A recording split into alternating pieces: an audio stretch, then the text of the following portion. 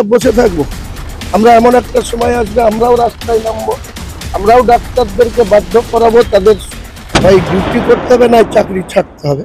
চিকিৎসকদের নিয়ে ভরতপুরের তৃণমূল বিধায়ক হুমায়ুন কবিরের বক্তব্যের তীব্র প্রতিবাদ জানিয়ে মুর্শিদাবাদ জেলা শাসককে ডেপুটেশন আইএমএ সদস্যদের বহরমপুরে।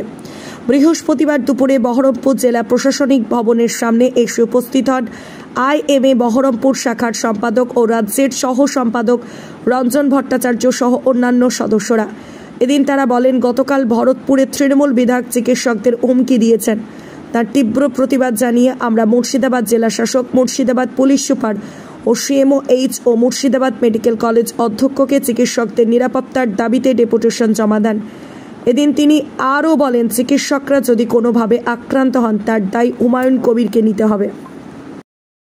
এবং তিনি ব্যর্থহীন ভাষায় বলেছেন যে ভরতপুরের বিধায়ক যে মন্তব্য করেছেন সেটা ভীষণভাবে নিন্দনীয় এবং গর্হিত অপরাধ, এবং আমরা তখন তার কাছে তার বিরুদ্ধে, ভরতপুরের বিধায়কের বিরুদ্ধে আইনানুগ ব্যবস্থা নেওয়ার জন্য দাবি জানিয়েছি এবং তিনি বলেছেন যে এটাকে তিনি গ্রহণ করলেন এবং আমরা তাকে জানিয়েছি এটাকে ফার্স্ট ইনফরমেশন রিপোর্ট বা এফআইআর হিসেবে গণ্য করা হোক এবং প্রয়োজনীয় যে আইনানুগ ব্যবস্থা তা নেওয়া হোক। তিনি আমাদের আশ্বাস দিয়েছেন অতি সত্বর এর ব্যবস্থা এবং নেবেন এবং stringent action as per the law against the honorable member of Legislative Assembly of the Bharatpur constituency of Murshidabad district, তার এগেনস্টে ব্যবস্থা নেওয়া হবে।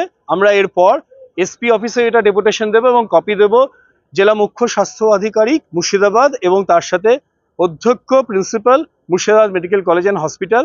আমরা নিরাপত্তার দাবি জানাচ্ছি এবং নিরাপত্তা আমাদের প্রতিটি ক্ষেত্রে দরকার এবং সুপ্রিম কোর্টের যে হিয়ারিং সেই অবজারভেশন অনুযায়ী তারা বলেছেন যে 5টার মধ্যে জুনিয়র ডাক্তারদের কর্ম অবস্থায় ফিরিয়ে আনার জন্য। কিন্তু এই যদি হুমকির পরিবেশ হয় তো থ্রেট কালচার এখন দেখছি রাজনীতির দলের লোকজনদের মধ্যেও চলে আসছে, কিন্তু আমরা এতে দমে যাব না। তবে মাননীয় বিধায়ককে এটা বলি, যদি একটা ঘটনা কোথাও ঘটে তার এই মন্তব্যের পরিপ্রেক্ষিতে আমাদের জেলায় যে কোনো স্বাস্থ্যকর্মীর উপর যদি কোনো দলের লোকজন এই বিভ্রান্তিমূলক, প্ররোচনামূলক, উস্কানিমূলক বক্তব্যের পরিপ্রেক্ষিতে আক্রমণ করেন, তার সম্পূর্ণরূপে তার জন্য দোষী হবেন হচ্ছেন আর কেউ নয়, ভরতপুরের বিধায়ক হুমায়ুন কবির। নিরাপত্তার অভাব তো একটা ছিল, যার জন্য আন্দোলন করছে চিকিৎসকরা।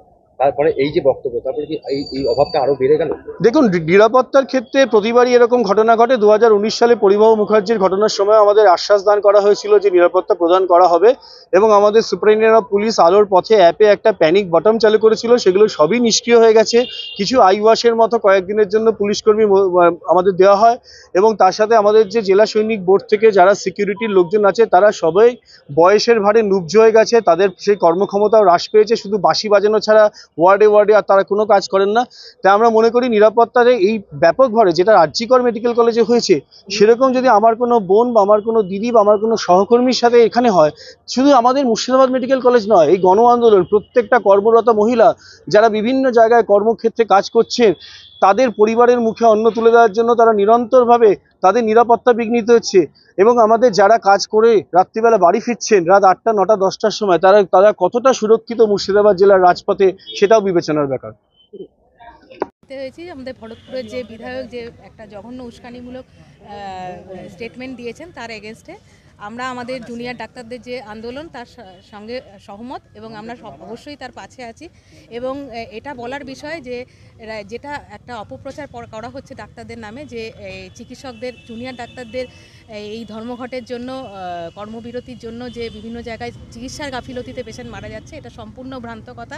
গোটা পশ্চিমবঙ্গে 93,000 জন রেজিস্টার্ড ডাক্তার আছে এবং তার মধ্যে জুনিয়র ডাক্তার শুধুমাত্র মেডিকেল কলেজগুলিতে আছে এবং তাদের সংখ্যা 7,500 এবং যেখানে জুনিয়র ডাক্তাররা কর্মবিরতিতে আছে সেখানে সিনিয়র আমরা সবাই এক্সট্রা টাইম কাজ করছি এবং সমস্ত পেশেন্টের যথাসম্ভব পরিষেবা দেওয়ার চেষ্টা করছি। কাজে এই পরিস্থিতিতে দাঁড়িয়ে আমরা জুনিয়র ডাক্তারদের যে মানসিক সাপোর্ট দেওয়ার পরিবর্তে এই রকম যে উস্কানিমূলক কথা বলা হচ্ছে সেটা আমরা জঘন্যভাবে সেটা প্রতিবাদ করছি এবং সেই জন্য আমরা ডেপুটেশন দিতে এসেছি।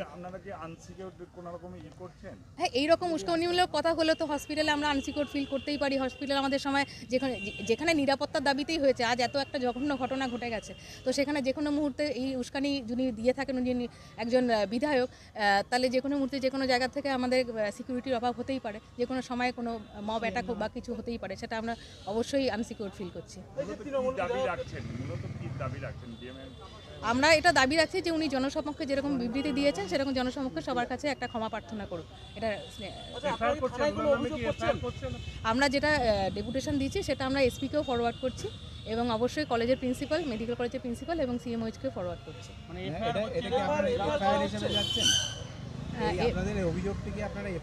এইটা এই মুহূর্তে আমরা আগে ডেপুটেশন দিয়ে নিই, তারপরে ফাইনালি কি ডিসিশন দেবো, কি কথা হলো সেটা অনুযায়ী এফআইআর করা হবে কি হবে না সেটা আমরা ডিসাইড করব। আমার ডক্টর সৌমিতা পোদ্দার।